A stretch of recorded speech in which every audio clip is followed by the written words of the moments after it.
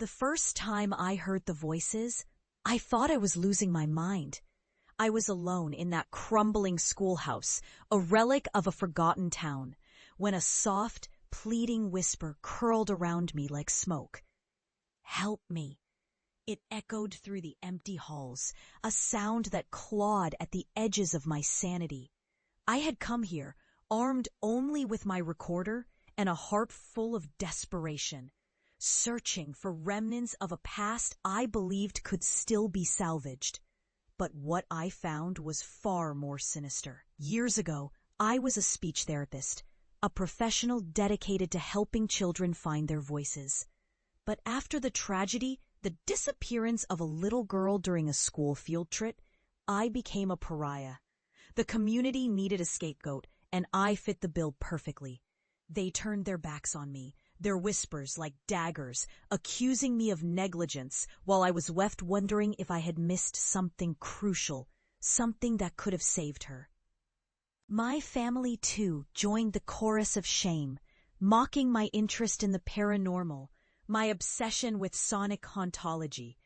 "You'll lose your mind," my mother would say, her voice laced with derision. "You're disgraceful. You're delusional." But they didn't understand. I wasn't just chasing ghosts. I was searching for echoes, residual voices that lingered in places of tragedy, trapped in a loop of despair. I believed that if I could capture even a whisper of the lost, I could help them find peace. So I dove deeper into the shadows, mapping cursed territories, exploring haunted architecture, and recording the cries of the forgotten. With each expedition, I felt the weight of my family's scorn, but it only fueled my obsession. I became renowned in circles they would never understand, a name whispered in hushed tones among those who dared to confront the darkness. I survived horrors that would break most, but in the process, I learned to wield them like weapons. I returned home after years of isolation, no longer the disgrace they had branded me, but a figure of chilling recognition, a warning of what lay in wait for those who dared to deny the truth. My family had gathered at our old house, a place heavy with memories and regret. I stood at the threshold, the air thick with a tension that felt almost electric. They were skeptical at first, their eyes narrowing with disbelief as I recounted the horrors I had faced. "You can't possibly think that's real," my brother laughed, though the sound was shaky, uncertain. But as I began to play the recordings, the room darkened with an oppressive weight. Each whisper that filled the air was a voice from the abyss, a fragment of sorrow that clawed at their hearts.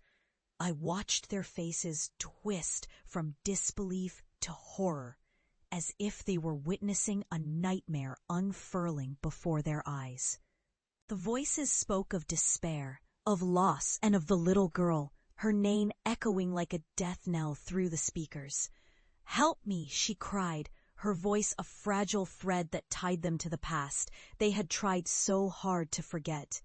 I leaned closer, my heart racing. "You see?" I asked, my voice trembling with a mixture of triumph and dread. "These voices, they are real. They are here, begging for release." Then the temperature in the room dropped. The air thickened, and I felt a presence behind me, something dark and menacing. My family gasped, their eyes widening in terror as the shadows in the corners of the room began to writhe. I had unlocked something that should have remained sealed, and now it was spilling forth, an echo of the very darkness I had fought against for so long.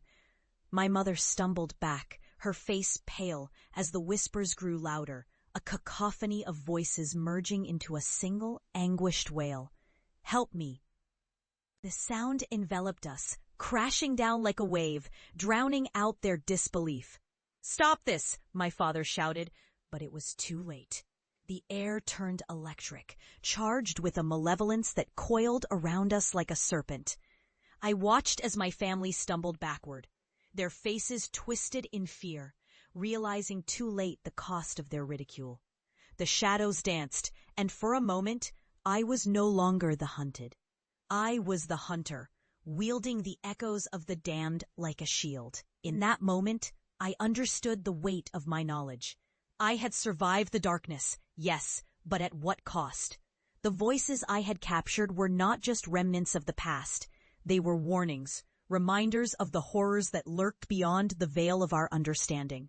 My family had laughed at my obsession, but now they were witnesses to the truth I had unearthed.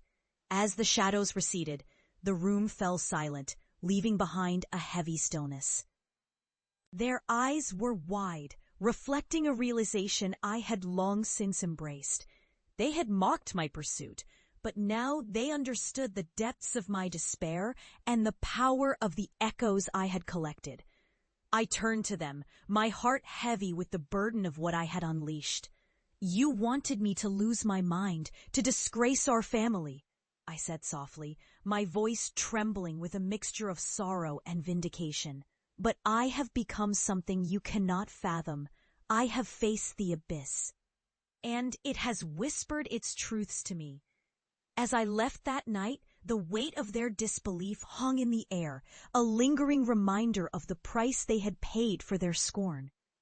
I had returned home not just as a pariah, but as a harbinger of the darkness they had tried to ignore.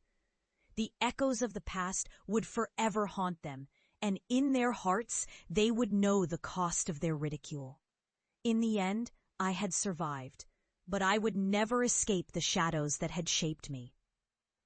I was both the echo collector and the echo itself, a reminder that some truths are too terrifying to ignore.